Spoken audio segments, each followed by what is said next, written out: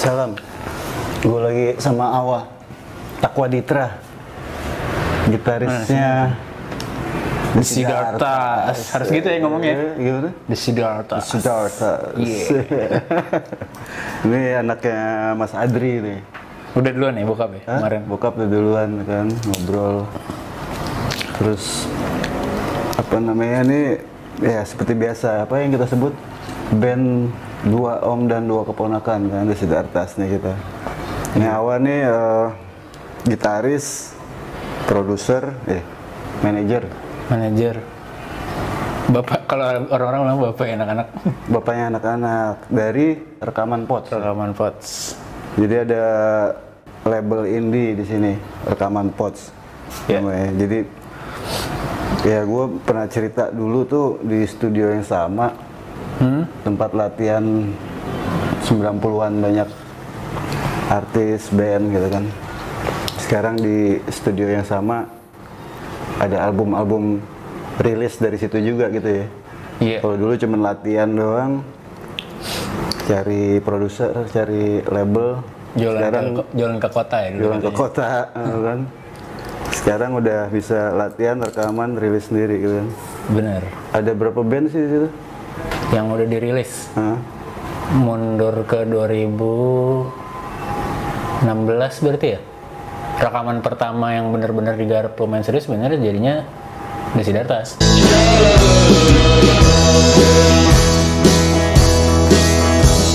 Tapi baru itu pertama tuh ya? Iya, baru pertama kayak mulai sebelum Racun. Sebenarnya waktu itu Racun lagi mau bikin, lagi material udah kumpul, terus mau produksi.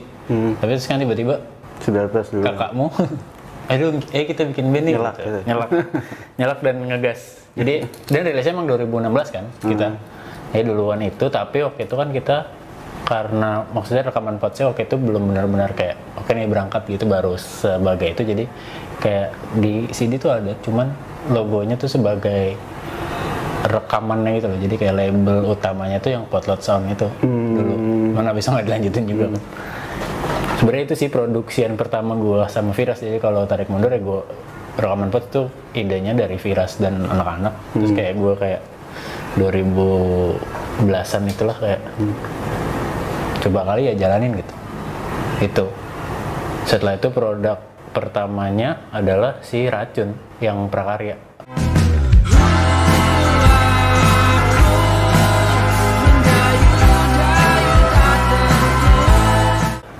Lagi ya? Ada 5 itu ada berapa band sampai sekarang sih udah? Jadi berarti Siddharthas masuk ke Rekaman Pots istilahnya? Yang EP, yang single 2. Oh itu udah mulai kan Rekaman Pots. Gue masukin ya? Rekaman Pots saya soalnya bingung kan ini taruh kemana. Udahlah, dan cuma single doang kan, udah titip aja di sini. Itu abis itu ada Racun lumayan lama tuh sendirian. Abis itu gue ini ketemu sama anak-anak MRT.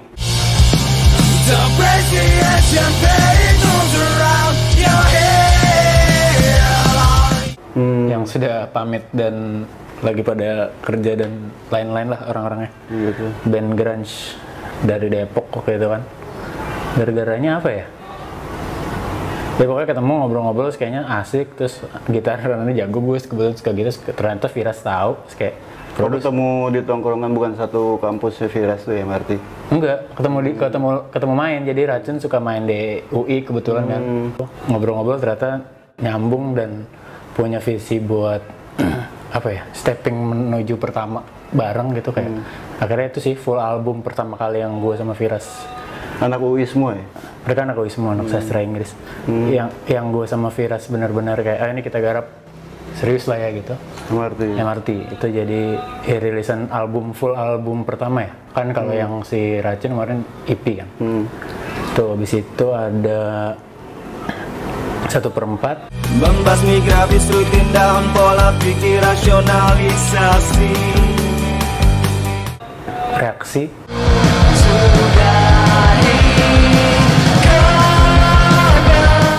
radikal ideologi Mazira.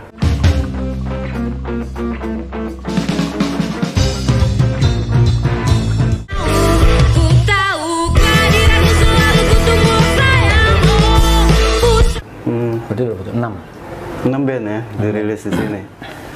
Itu Nah, gue mundur lagi, wah. Lo waktu itu pertama kali pengen main musik, pengen main gitar atau pengen ngeband, umur berapa tuh lo ya? Umur berapa ya? Gitar pertama gue itu dibeliin bokap waktu slang tour yang rame-rame pesta damai itu masih. Bokap ikut gitu? 2000-an? Enggak, 97. Oh iya? Gue SD deh pokoknya. Oh masih ikut berarti kalau 97 bokap? Iya. Belum bisa main gitar, tiba-tiba bokap kan cabut kan gak pulang-pulang. Yang nyampe ke rumah gitar Prince. Gitu.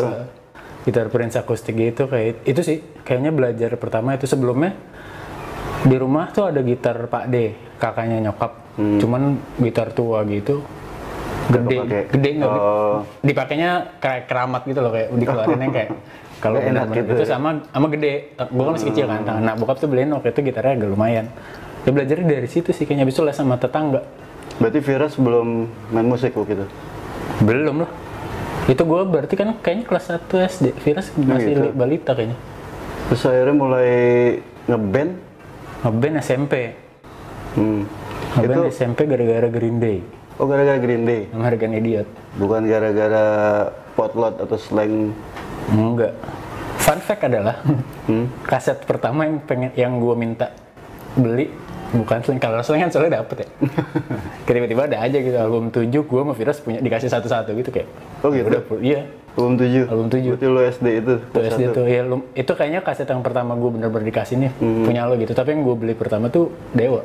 Dewa, bintang 5. Oh gitu? Nah itu mungkin karena udah terekspos sama slang dari kecil kan. Ah makanya gue pengen... Terus kan ya tahun itu slang habis itu bawanya ya Dewa kan, jadi kayak ada di apa ya, di ini apa supermarket Prancis yang waktu itu baru masuk kan, dulu ada tempat CD-nya kan, ada tempat kaset kayak itu, kayak minta bokap deh, kayak bokap kayak ketawa gitu. Kok Dewa? Kok Dewa? Tapi maksud gue, lo kan dulu kecil sering diajak kalau selain main yang dekat-dekat buat nonton gitu ya. Viras juga. Itu inspiring apa enggak? Inspiring apa enggak sih sebenarnya? Ada lah ya. Ada sih. Di alam bawah sadar ya. Alam bawah sadar sih jadi kayak ngerti kali ya. Jatuhnya ya kayak oh manggung tuh gini, oh persiapan tuh gini, oh gini tuh. Cuman kayaknya karena dari kecil banget kayak jadi rutinitas yang agak biasa aja gitu kalau ngikut itu ya. Kayak terus kalau nonton konser juga kan, nonton saya kan pasti di samping kan atau di belakangan, jadi kayak belum bener-bener ngerasain. Bener-bener ngerasain yang konser banget tuh kayaknya SMP juga sih. Lumayan explore tuh. Nyobain ngolik-ngolik gitar, pakai gitar akustik gitu-gitu. SMP sih. Kalau SD cuma main-main lagu anak-anak kecil doang, Balon Kode 5 aja udah bangga. Iya, soalnya apa namanya, di sini kan dulu rame nih musisi yang gue bilang latihannya di studio yang sama. Tapi nggak sebanyak itu juga apa rilisnya. Maksudnya ada beberapa band, ada beberapa vokalis gitu. Tapi di rekaman Pots dengan waktu yang nggak lama bisa ada 5 band gitu. Itu karena susah, mahal. Terus buat rilis juga nggak semua orang punya channelnya. Bersyukurnya gue hidup di transisi menuju musik full digital kan. Meskipun masih dapat ampas-ampas romantisasi fisik dan lain-lain, cuman produksinya juga udah hampir full digital. Yang istilahnya sound card 4 channel aja tuh bisa dipakai berkali-kali karena softwarenya bisa bisa banyak channel kan, jadi produksinya bisa lumayan. Itu rekaman Pots berarti apa namanya, gimana tuh artisnya lo cari apa namanya, terus mencari atau gimana sejauh ini? Maksudnya terbuka untuk siapa aja kah atau memang yang ngejalanin yang ada dari temen-temen? Awalnya banget sih sebenarnya karena gue ngeliat anak-anak, jadi kan yang ngeband dan berkomunitas itu sebenarnya yang jadi akhirnya jadi anak-anak rekaman Pots adalah teman-teman Viras. Gue waktu itu masih ini loncat ya, gue udah gue kuliah berarti. Gue kuliah, Viras SMA di sini, gue kuliah di Bandung. Tiap gue balik anak-anak rame aja. Kok rame? Oh ngeband, bandnya ada ini, ada ini, ada ini. Terus kayak mainnya asik-asik maksudnya gitu. Cuman apa ya, kayak gue pengen ngasih apa ya, ngebukain pintu buat mereka daripada lu kayak cuman nongkrong buat lagu, ya dikeluarin aja, terus bikin keramaian aja sampai apa namanya, sampai orang nengok ke sini. Oh, ide dari lo juga tuh awalnya untuk ngajakin rekaman pada untuk rilis.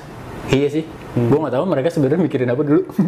Kayak nongkrong aja, maksudnya emang musisi kan ya, emang banyak, emang demen aja ngumpul ngeband, bandel-bandel. Ya makanya lucu tuh di posisi yang sama. Emang setannya di situ kali ya. Di luar studio itu tongkrongannya sama gitu. Padahal maksudnya kan gue dulu pas kecil juga nggak pernah diceritain kalau dulu tuh di situ tuh pada berkumpulnya atau apanya, atau dulu pas kecil si studio itu sempet aktif sih buat disewain. Kayak krunya Slang kalau lagi latihan iseng juga kadang di situ gue pernah ikut. Gue lupa siapa aja yang main, tapi tiba-tiba lagi zaman 97 terserah. Itu gue emang suka lagu kan, tiba-tiba main gitu, kayak ikutan jadi nyanyi aja sama bapak-bapak yang lain. Oh gitu, om kru. Gue lupa tapi krunya waktu itu lagi siapa, udah gak inget juga.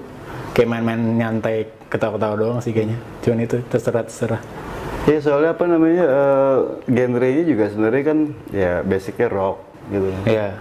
Terus kenapa tuh? Apa karena influence, apa ada di darah daging kali atau gimana sih? Influence juga kali ya? Mungkin terbiasa, cuman kayaknya emang genre ke orang tuh kayaknya udah kayak jodoh nggak sih? Iya. Ya, maksudnya nggak ada, kayak bisa aja maksudnya kayak di rumah didoktrinnya apa gitu, kayak maksudnya di rumah tuh yang sering muter musik mungkin bukan bokap sebenarnya, tapi pak de gue sama nyokap. Nyokap masangnya lagu-lagu Jepang gitu kan dia dosen sastra Jepang ya, kalau dia lagi masang lagu Jepang, kalau nggak nasyid gitu, yang lagu-lagu agim gitu kalau pas kecil. Apalagi ya, kalau pak de gue agak rocknya lumayan kenceng sih, cuma Beatlesnya kencang. Terus cuman koleksi dia tuh plat, dan waktu itu si apa namanya alat puternya, si turntable-nya lagi nggak bisa karena nggak ada ampli. Kau pakai piringan hitam? Koleksi dari kakek gue sampai ke pak ade gue tuh piringan hitam. Kaset-kaset tuh jarang lah, maksudnya kayak kaset gue akhirnya koleksi gue sendiri yang gue dengerin, bukannya kayak nemu apa nih terus dipasang gitu, nggak terlalu juga sih. Ya, terus bisa ketemu ini apa band-band di label itu yang tadi disebut, ada Racun pastinya, MRT, ada Zirah, ada Radiologi, ada Seperempat, keren-keren semua. Sampai temen gue tuh yang tadi gue bilang bule ngobrolin potlot 90s, terus gue kasih denger nih, ini dari rekaman pot, sudah tahu belum lo? Wah anjir keren banget, musuhnya udah ngetop banget nih, sampai gitu-gitu kan dia.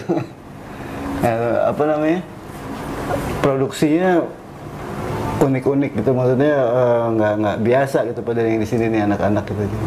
Terus 2021 ini belum ada rilis lagi. 2021 belum. Next siapa? Harusnya Racun sih. Racun lagi. Album keberapa? Album pertama. Iya, Racun tuh rilisnya EP terus kan, mini album terus. Mini albumnya udah 6. Tapi apa namanya? Tapi album fullnya lagi bikin, sama mungkin kayak Reaksi sih tahun depan. Mereka masih lagi nulis sih. Masih Gary-nya lagi skripsi. Oh gitu. Cuman rutin sih latihan, seminggu sekali pasti ngumpul. Ya ada yang baru lagi belum? Anak baru? Belum sih kayaknya. Gue lagi bingung sebenarnya kalau ngomongin buat rilisin atau ngebukain jalan buat orang ya. Soalnya kan ya ini kondisi yang sekarang ini, yang kondisi 2020-2021 ini, karena gue mulai rekaman Pots itu base-nya offline.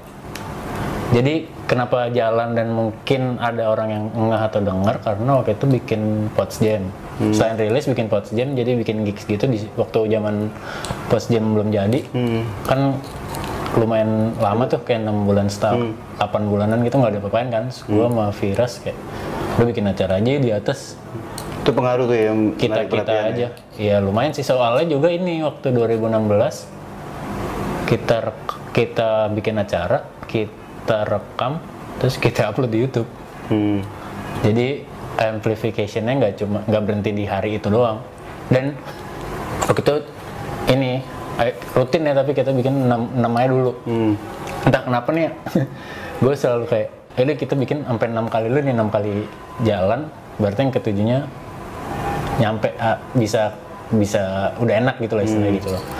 Nah si 4 jam itu cuma sampai 4 belum berhasil sampai 6. Belum sampai 6. Setelahnya bikin lagi.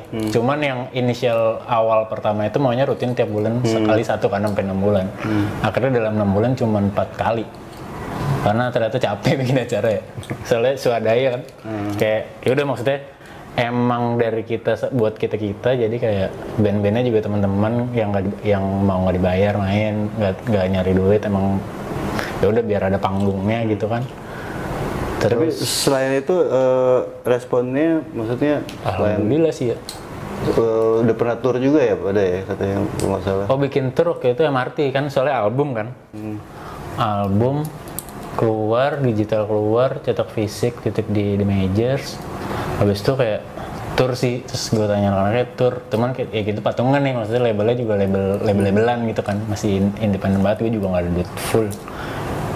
Yaudah kita hitung bareng-bareng, bisa dapat duit dari mana, jual merch apa, terus kayak yaudah akhirnya kayak patungan beberapa lah, sampai pokoknya bisa jalan aja. Lumayan sih itu jadi tour. Nah, cuman karena juga masih anak-anak MRT itu rata-rata kerja sih. Jadi karena masih kerja, jadi kita bikin dipecah gitu 4 weekend tour ya.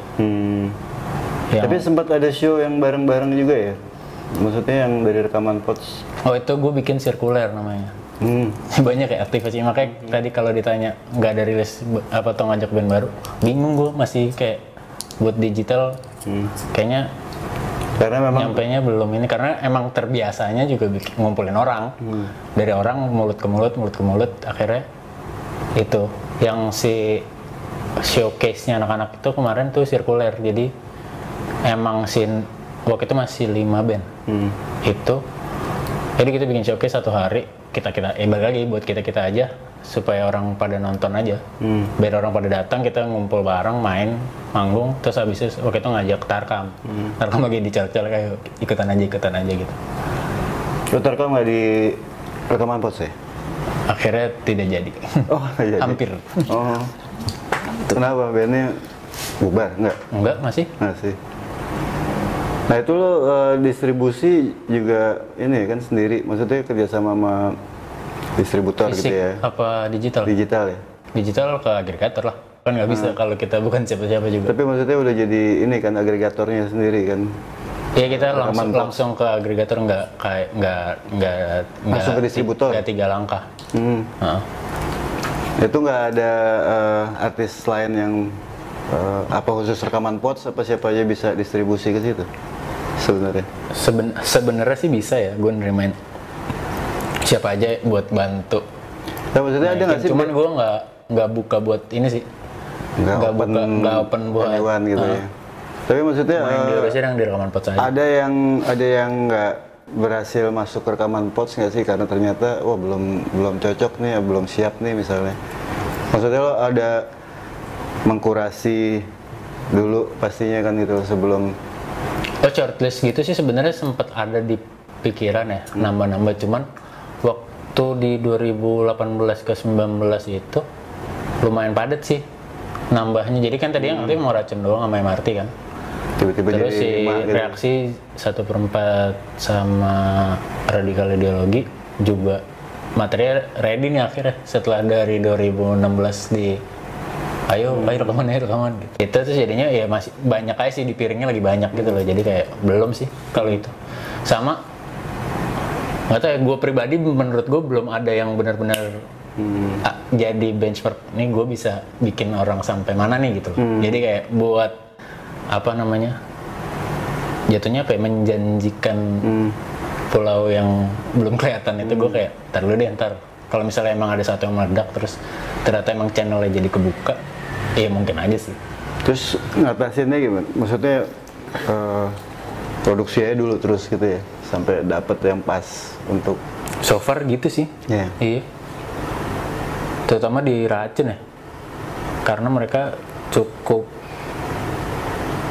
produktif lah istilahnya nulis. Jadi kemarin bahkan pas EP pertama keluar tuh kayak materinya udah bisa buat 2 album sebenarnya kalau dikumpul-kumpulin ya.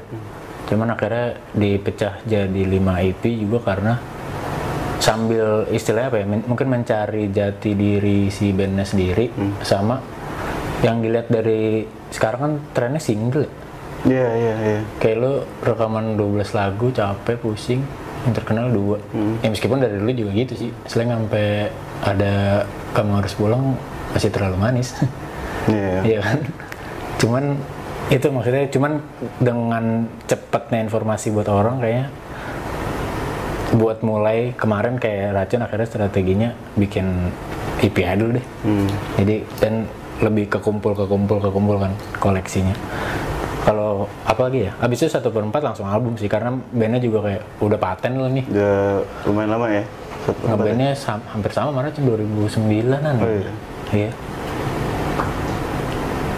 Itu album dari awal sama rekaman Pots 1/4? Iya, itu berarti full album kedua ya? Ketiganya sih Radikal Ideologi. Itu juga, itu EP dulu kayak kenalan bandnya nih, ada band. Terus tahun depannya rilis album full. Terus album kita kapan keluarnya sih jadi? Kamu kapan gak sibuknya? Kapan kamu gak mikirin yang lain dulu? Ini udah ada Mas Adit nih, bisa bikin video klip nih katanya. Gas lah. Gas aja. Iya. Tinggal rilis kan? Tinggal bikin visualis sih sebenarnya. Pots Jam juga bikin lagi lah. Masih ada sisa dikit kan, space-nya di tengah kan? Di atas? Di atas mah bisa sebenarnya kalau mau. Bisa kan? Udah boleh. Udah boleh. Kan untuk konten doang. Online. Nggak usah mendatangkan banyak orang dulu.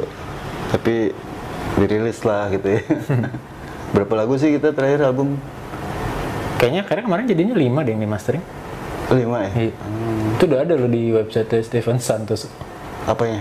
Muka kita. Oh gitu. To be EP 2009. Oh itu kan masteringnya sebenarnya 2018 akhir kan. EP 2019. 2019 nggak tahu kenapa ke pending. Tadi mau 2019 ya? Iya. 2021 ya. Terus tadinya mau tahun lalu April. Terus Covid kan, kayak aduh. Ya sebenarnya sih punya EP atau album, yang penting singlenya rutin diupload terus tuh mestinya. Iya, cuman nggak tahu sih. Balik lagi mungkin masih kayak mindsetnya masih offline ya. Ya udah rilis aja dulu yuk. Ya. Ya jadi iya. Ya udah berarti nanti kita lihat-lihat studio ya. Studionya masih nggak berubah loh itu, bentuknya, desainnya paling berubah dikit lah pintunya. Tapi ada control room, komputer nggak ada kan? Nggak ada komputer, tapi tetap ada control room, ada mixernya. Oh, mixernya tetap di luar gitu ya? Soalnya pas gue kecil, tempat yang sekarang jadi control room itu dapur. Oh iya, yang sekarang? Yang sekarang ya, sekarang komputer Viras tuh dapur pas gue kecil. Studionya berarti udah jadi dapur. Udah jadi dapur ya. Sebelumnya control room. Tapi masuknya tetap dari luar. Masuknya nggak dari yang sekarang justru. Oh ini pintunya balik lagi ke awal? Pintunya balik lagi ke awal. Oh gitu? Segitu ya? Berarti sama ya dulu ya? Sama, berarti apa namanya nggak berubah. Jadi bedanya teknologinya aja ya. Sekarang udah bisa rekaman di situ, dulu nggak bisa rekaman. Dulu pakai pita-pita ribet juga kali. Pakai kaset dulu rekaman. Ya udah, ntar kita ngobrol lagi sama Viras kali ya. Bisa.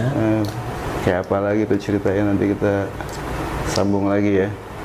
Yang penting si Dartasnya udah banyak yang nanyain juga soalnya. Gila. Kapan Om? Udah jadi. Udah jadi mulai. Janji palsu kayak ini. Kayak lagi nyalek.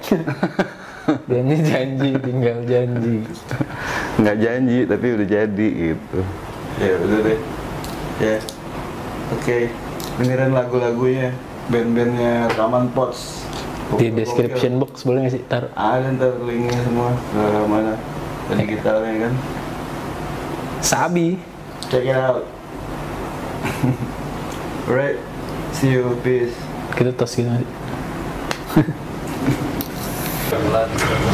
Salam. Sekarang suatu hari kita ngobrol sama Firas nih. Salam anak percik ya? Emang kalau anak percik juga ya? Percik ya. Tapi belum ada musik dulu. Belum. Oh gitu ya? Salam ya? Emang lo nggak salam? Salam semuanya. Salim sih. Oh, Emang belum ada dulu. Emang di percik dulu suruh gitu? Ucap salam. Jadi kalau pagi sebelum masuk kelas, salam semuanya. Salam Pak. Diajarin gitu? Iya. Oh belum, dulu gue belum. Kebetulan sama anak percik ya. Ini Firas. Siapa coba?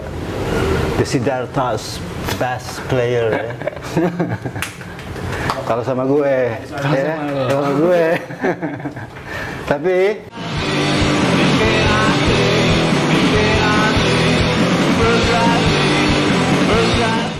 kalau lagi nggak sama gue, dia pemain band Racun, dia produser banyak band ya. Kebalik sebenarnya. Gimana? Gue Racun. Kalau lagi sama lo, Siddhartha. Iya. Padahal tadi dibalik ya. Iya. Ya, tadi ngomongnya apa tadi? Pemain bass Siddhartha. Kalau sama lo. Tapi di main itu Racun. iya. Lo apa ya? Gue pernah nanya ke Awa, apa maksudnya pertama kali lo tertarik main musik? Ingat gak kapan? Kenapa? Pertama kali tertarik main musik. Gue kan waktu kecil banget main drum. Kayak kebanyakan anak kecil lainnya sukanya main drum kan. Kayak ngeliat orang ngeband tuh pengen main drum. Tapi nggak ada drum di rumah segala macam. Ya udahlah. Terlupakan itu pengen main drum. Satu hari lagi genjreng-genjreng nggak jelas, nggak dipencet chordnya juga di rumah. Terus nyokap terganggu. Udah belajar main gitar aja yang bener. Akhirnya diajarin balonku. Oh, itu yang ngajarin? Pak D, kakaknya nyokap. Itu gue kelas 6 SD. Itu 6 SD itu baru belajar main gitar. Masuk SMP mulai tertarik itu masuk SMP. Karena masuk SMP mulai tinggal di Potlot kan. Terus main gitar, ngobrol sama Om Budi Aceh. Harus main blues. Oh gitu. Terus ngomong sama semua orang yang ada di sini harus main blues. Akhirnya saat itu tuh iya. Om Budi Aceh itu. Yang lain juga. Oh maksudnya ke lo? Iya, dan yang lain juga akhirnya tiap ngeliat gue main gitar, suruhnya main blues. Akhirnya gue cari tahu kepikiran nih cara main blues. Ya udah, itu deh akhirnya mulai tertarik itu. Ngulik-ngulik blues. Udah pakai YouTube belum? Udah, tapi belum sebanyak sekarang videonya. Kalau sekarang kan minggu ini kita cari video tutorial, minggu depan udah ada yang baru. Kalau zaman dulu buka YouTube cari video tutorial ada 5, 6, 7 video. Minggu depan masih video yang sama. 2 minggu lagi masih video yang sama. Oh iya, sempet ngalamin gitu ya? Masih ngalamin gua. Nah, terus kan apa namanya? Tertariknya main gitar. Bikin band sebagai pemain gitar atau? Enggak, jadi lagi asik-asiknya ngulik blues gitar. Terus sama guru musik di SMP yang pada bisa main musik dikumpulin. Kita diundang lomba di SMP sebelah. Udah, kalian bikin band. Ya udah. Gue main drum, gue main gitar, gue nyanyi. Gue belum sempat pilih apa-apa. Ini nggak ada yang mau main bass nih. Gue baru mau nanya. Soalnya sering kejadian kayak gitu ya. Pemain gitar yang gagal. Egois. Pemain gitar egois, apalagi ada 2 gitu ya. Lo part ini. Pemain bass siapa? Lo aja ya. Akhirnya gue ntar gue ajarin gitu. Karena nggak ada yang mau main bass, ya udah gue main bass keterusan sampai sekarang. Jadi emang udah jadi pemain bass dan apa namanya menyatakan diri gue jadi pemain bass gitu. Iya. Gitu ya. Iya. Begitu udah mulai megang bass itu. Begitu udah mulai megang bass enak juga ya, dipencet dikit, mencet rootsnya doang, dem doang. Nah, ya gitar udah fasih. pasti waktu itu? Gitar waktu itu lagi seru-serunya ngulik pentatonic, lagi belajar improvisation. Oke. Masih masuk ke bass gitu ya? Iya. Terus ngebandnya baru main bass? Apa sih lu dulu bandnya? Mulai kapan lo band? Ngeband ya jadi awalnya SMP itu jadi band buat lomba doang, lomba antar sekolah. Lomba jadi sekolah. Bawa nama sekolah. Udah gitu setahun diajakin sama senior gue main metal-metalan, nggak nyampe setahun kayaknya. Abis itu kayak gue nggak di sini deh nih. Udah gue cabut deh. Waktu itu Masih SMP? SMP, kelas 2 SMP. Waktu itu yang main drum di band metal itu Ode, drummer Racun. Terus gue bilang ke Ode deh, gue mau udah nih main metal-metalan, gue pengen main rock and rollan. Waktu itu yang lagi jadi kiblatnya anak-anak SMP itu The Sigit. Oke. Gue pengen main kayak The Sigit nih. Terus Ode, ya udah gue juga deh. Kalau cabut gue gitu. cabut juga deh. Ya udah akhirnya bikin band itu sampai sekarang. Jadi itu obrolan kelas 3 SMP? Kelas 3 SMP. Terus lo masuk Percik, ambil jurusan musik? Masuk SMK musik. SMK musik? SMK musik. Percik? Iya. Si Ode juga? Ode enggak? Ode sama Yudis di PL. Oke. Jadi lo malah yang lebih duluan udah memilih hidup di musik gitu ya? Dari lo SMA itu? Iya, bisa dibilang begitu. Karena gue nggak cocok di sekolah biasa soalnya. Oke. Kelas 2 nggak naik kan. Nah, udahlah gue bilang, terus nyokap juga kalau nggak salah yang ngasih tahu, karena anaknya temennya nyokap udah sekolah di SMM duluan, di Percik duluan. Ini ada sekolah musik, mau nggak? Ya udah mau lah. Daripada ketemu sekolah formal kan. Itu udah meracun tuh SMA? Udah meracun, jadi begitu gue kelar main metal-metalan, bikin band yang sekarang jadi racun akhirnya. Gitu. Nggak pernah ganti teman ngeband dia. Single pertama itu pas lo umur berapa tuh? Single pertama Racun? Sebagai Racun. Sebagai Racun itu dulu ngupload di SoundCloud. SoundCloud? Di SoundCloud itu 2011 atau 2012 kayak 2012. Itu kelas 2 SMA. Oke. Itu ada yang di album? Nggak ada. Nggak ada? Nggak ada. Oh, Jadi bootleg tuh ya? bootleg, cuma ada di SoundCloud. Sampai hari ini masih di Bisa SoundCloud ada. kalau mau dengerin. Oh gitu. Terus influence lo apa sih sebenarnya? Anjir, nih gue paling susah nih. Atau banyak gitu kali ya, atau iya yang lo, wah ini emang extraordinary orangnya apa? Gue tuh soalnya masalahnya adalah gue sebenarnya nggak dengerin lagu. Tapi dari kecil tuh selalu dengerin apa yang didengerin sama Mas Awa. oh gitu? Iya, yang gue dengerin tapi Mas Awa nggak dengerin itu pertama banget waktu nemu Sex Pistols. Oke. Itu gue masuk banget, Mas Awa nggak masuk nih. Oh gitu? Iya. Apa sukanya? Musiknya apa rebelnya di situ? Semuanya? Semuanya sih, dari musik sampai attitude-nya juga kan Attitude ya? brengsek. Nah, terus kan Racun singlenya tuh tahun segitu, lo udah kelas berapa tuh? Apa udah lulus? Kelas 2 SMA. Single pertama itu? Pertama kali di SoundCloud? Iya, yang di SoundCloud. Abis itu nggak bikin lagi, tetap bikin tapi nggak dirilis. Manggung-manggung tetap sampai lulus SMA. Dulu kan berempat ya, ada Martin satu lagi main gitar.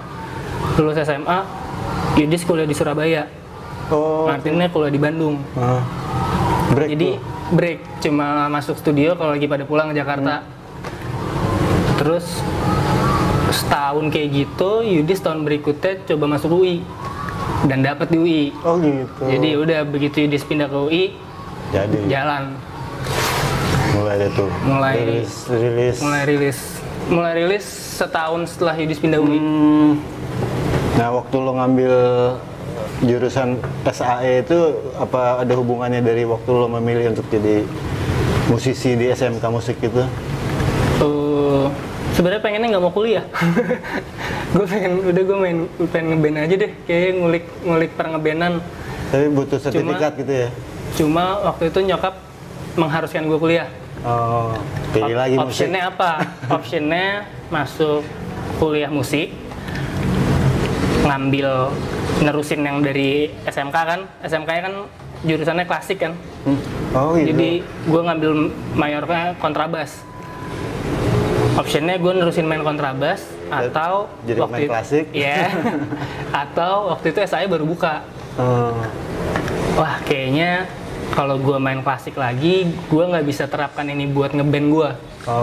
Tapi kalau gue masuk audio, pasti banyak ilmu yang bisa gue terapkan apa nih aja buat juga ngeband. bisa dipakai. Iya.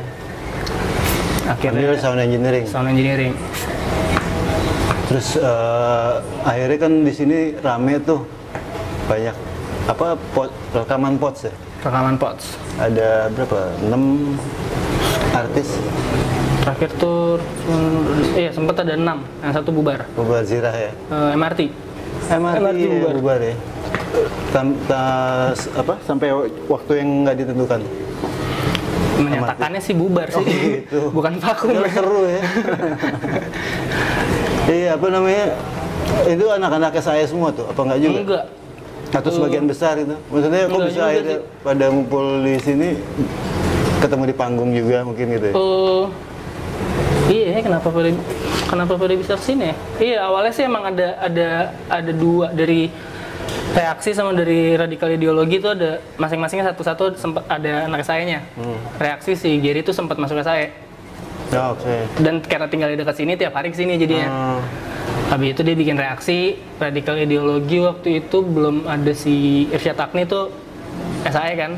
Tapi waktu itu belum masuk radikal ideologi, jadi gue yang kenalin ke anak-anaknya nih gitaris.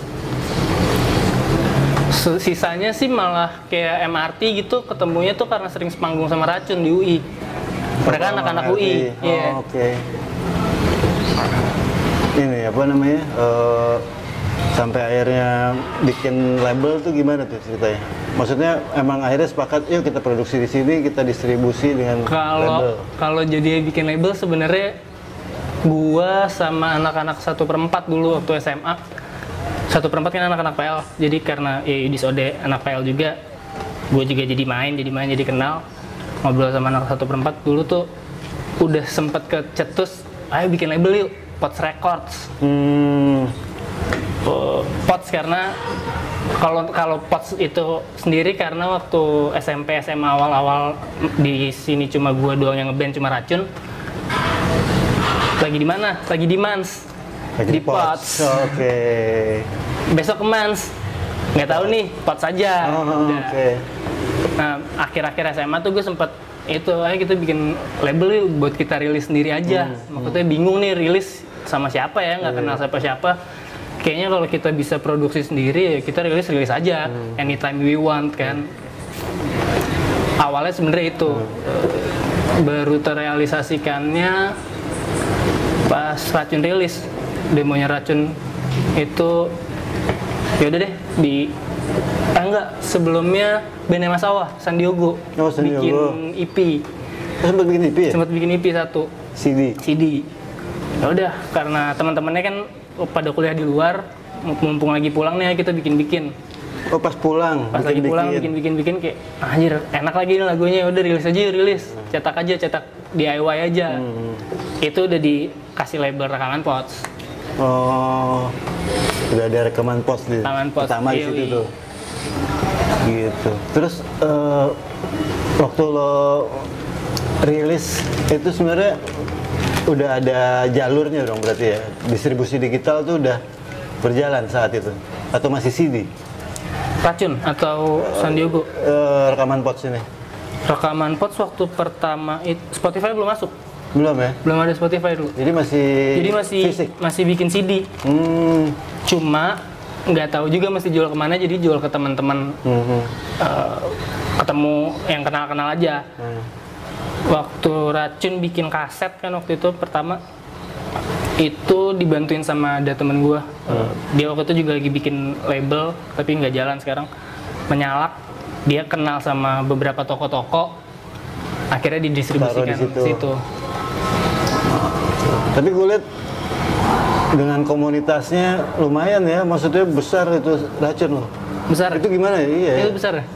Besar. Ribuan loh, bukan ratusan. Iya sih, ribuan ya. Taruh kamar nggak muat tuh. Iya, apa maksudnya itu gimana tuh? Apa secara apa ya? Publikasinya tuh secara organiknya tuh apakah karena sering manggung atau memang banyak teman? Menurut lo gimana sih tuh kalau untuk indie label kayak gitu? Waduh. Gue sampai hari ini nggak pernah ngerasa Racun tuh besar soalnya. Gue maksudnya gue masih bisa melihat teman-teman seumuran gue yang wah ini jauh lebih besar nih. Dan mereka punya strategi yang jauh lebih matang dari gue, yang gue masih memanfaatkan selama gue ngeband tuh cuma rilis terus gue manggung. Itu pikirannya. Udah cuma itu aja. Kan gue yang denger. Apa? Kan gue yang denger. Ya makanya gue juga jadi nggak ngerti nih gue. Karena gue nggak merasa besar. Ya kita ganti deh. Keren. Maksud gue apa? Kalau itu ada di darah sih. Ya.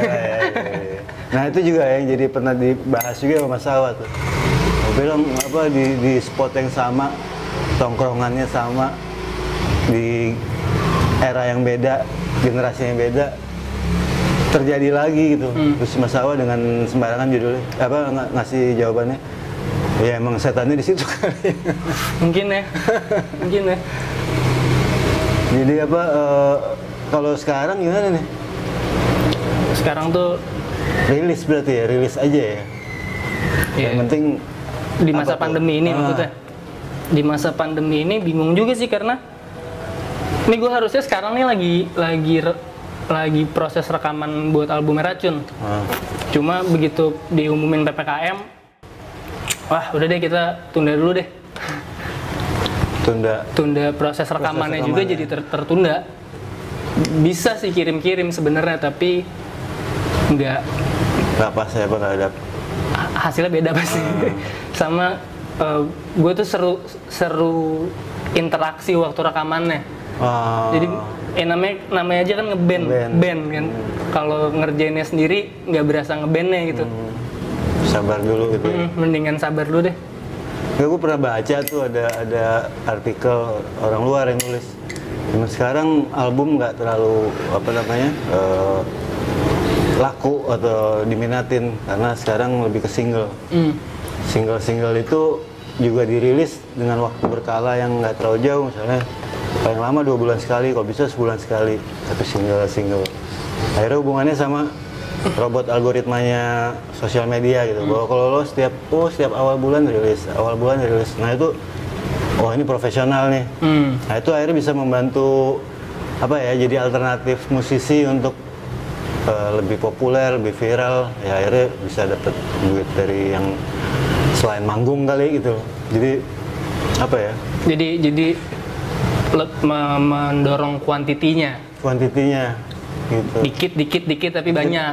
Tapi terjadwal gitu. Itu gue pikir-pikir ya benar juga tuh. Algoritma kan di set sebagai sistem yang melihat orang yang disiplin gitu kan. Berarti dengan dia disiplin walaupun cuma sebulan sekali tapi selalu di tanggal 1 gitu misalnya, oke, bisa dijual, kasih ke sponsor gitu kan. Tapi kalau rutin gitu malah nggak jadi menurunkan kualitas ya? Ya rutinnya kan tadi gitu, 2 minggu sekali, sebulan sekali gitu, kan? Atau 2 bulan sekali. Tapi maksudnya bikin musik kita jadi nih, hari ini ngejam jadi, rekam. Terus kan akan perlu, kayak ditambahin ini enak, proses itu kan nggak bisa dikejar dalam 2 minggu kan. Mungkin secara bisnisnya iya, quantity harus dihajar, tapi kadang kan jadi quantity over quality kan. Nggak, sebagian malah ada kan artis besar zaman dulu juga yang dikontrak untuk dalam 1 tahun 10 album ya, ada tuh yang gitu kan. Ya, itu kan juga akhirnya sebenarnya ya kembali juga ke komitmennya sih, maksudnya niatnya dengan begini gue udah oke, tapi dengan seperti itu ya gue harus akhirnya jadi juga gitu kan. Tapi mungkin itu juga sih yang gue jalanin selama ini, gue ngeband tuh nggak pernah mikirin bisnisnya. Dalam arti ngeband tuh bener-bener kesenangan aja. Racun tuh dari mulai ngeband tiap minggu pasti masuk studio, hampir tiap minggu pasti masuk. Latihan atau rekaman? Latihan, ngejam. Pang, denger Pang. Mau cover mau cover, mau mainin lagu sendiri, mau bikin lagu, Tapi mau komit seminggu sekali mau minimal. ngejam doang. Kadang lagi nggak mood ngejam kan juga nggak enak kan, tapi pasti masuk studio tuh dalam seminggu. Jadi buat ke bisnisnya nggak pernah terlalu dipikirin. Yang penting selama ini fun aja dulu. Kalau nggak fun nggak usah dikerjain. Ya kayak gue nonton film apa sih tuh yang musik and lyrics apa. Lo bisa sehebat kayak gitu dulu gimana? Gue nggak inget, gue mabuk terus gitu. Ya emang apa harus ya namanya bikin lagu kan ikhtiar ya. Apalagi ikhtiarnya dengan kesenangan apa namanya pribadi.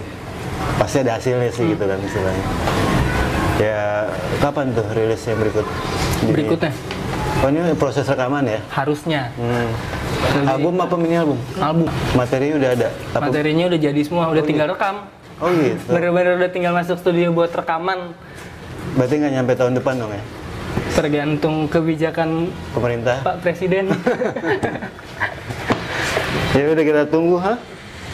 Oke kan? Kita tunggu keadaan insya Allah membaik.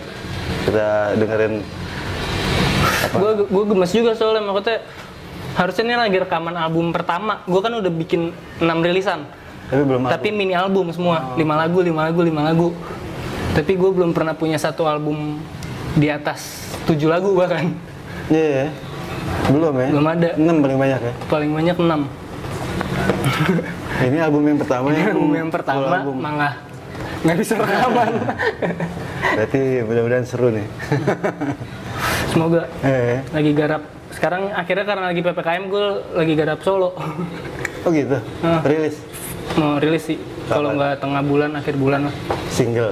Single. Oh iya, asik. Apa namanya? Apa? Namanya dulu? Apa tuh? Solo lo? Ting Boy. Ting Boy ya? Dari dulu tuh Ting Boy itu solo lo ya? Oh iya, jadi SoundCloud itu kan? Oh iya. Kita tunggu. Kapan? Bulan depan? Kalau nggak pertengahan Agustus, akhir Agustus. Oke. Ting Boy. Ada elektronik gitu dong, sendirian? Nah, ini gue pertama kalinya bikin sendiri semua, tapi rock. Woi. Tapi gue semua yang main. Akustik? Maksudnya apa, dimainin semua? Dimainin semua, rock ngeband. Ngeband? Tapi semuanya gue yang mainin. Asik. Gue belum denger nih. Emang nggak didengerin ke gue ya? Belum.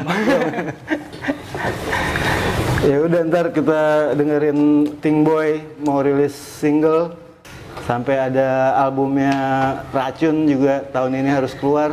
Tapi mungkin sebelumnya bisa dengerin The Tumble dulu nih. Brother sampai mampus. Oh, buat lo nih. Wih, thank you. Ini sebagian lagunya rekamannya Di sini sama gue nih. sama sound engineer Firas. Iya. Di studio apa namanya? Legendaris itu. Hah? Studio yang lama. Iya. Bukan para studio yang lama. Parah banget ini. Alright. Yeah. See you next time. Thanks, Vi. Oke, JJ lo. Oke, JJ.